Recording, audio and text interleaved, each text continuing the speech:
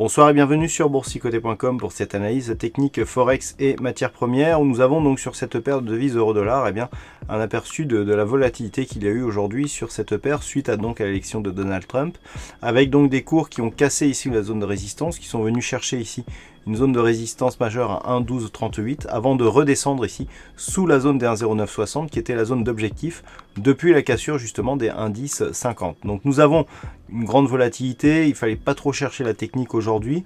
Malgré tout, ce que l'on peut constater, c'est que après justement cet espace volatile, on se replace ici sous la zone des 1,0960 et que désormais c'est la zone ici des 1,0860 qui fait figure d'objectif. Et lorsque l'on regarde ici ce que ça donne d'un point de vue un peu plus moyen terme, eh bien nous avons des cours qui restent ici dans un range. Attention, si les cours venaient à casser ici la zone des 1,0860, on commencerait à imprimer une petite dynamique baissière.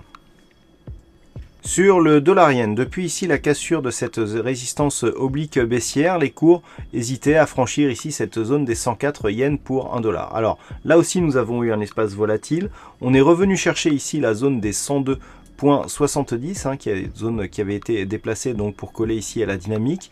On est venu tester donc des zones de cotation proches des 101 avant de remonter en flèche. Et donc ce que l'on peut remarquer, c'est que là aussi, là où nous étions sur l'euro-dollar, sur un mouvement de fond qui restait baissier, là on est venu chercher une phase de baisse avant de repartir sur la dynamique de fond qui elle reste haussière. Je vous rappelle qu'il fallait valider une rupture ici des 102,70 sans nouveau point haut significatif pour valider une dynamique baissière en direction des 100 yens pour 1 dollar. Bon, comme je vous l'ai dit sur l'euro-dollar ici, il fallait un petit peu oublier la technique sur cet espace de volatilité. Toujours est-il que lorsque les cours commencent ici à se stabiliser, eh bien ils se stabilisent dans une poursuite de mouvements haussiers. Donc nous avons ici un prochain objectif qui se situe à 106,40 yens pour 1 dollar. Et enfin sur l'or, je dirais que c'est le seul actif qui nous donne une configuration un petit peu technique. Donc nous étions ici sur un test de la zone des 1309,75 avec ici un mouvement baissier qui était en train de se mettre en place.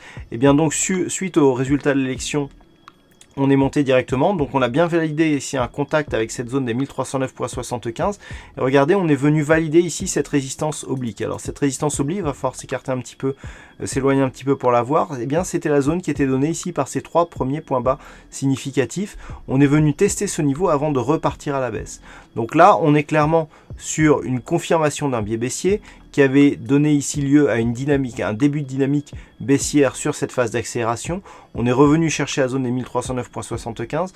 Le deuxième test finalement a cassé cette zone d'une manière plus volatile, mais on est repassé en dessous. Donc quelque part, on conserve le biais baissier en direction des 1250,55 sur l'or, sachant qu'il faudrait désormais une rupture haussière ici des 1320 $ l'once pour invalider cette dynamique baissière. Et en cas de rupture ici des 1250,55, eh bien, nous aurions de nouveaux objectifs baissiers avec notamment un prochain support qui se situe ici à 1209,55 $ l'once. Voilà ce que l'on peut dire donc sur cette analyse technique Forex et matières premières. Passez une bonne soirée, bonne chance dans vos prochains trades. On se retrouve dès demain pour d'autres analyses techniques sur le site boursicoté.com.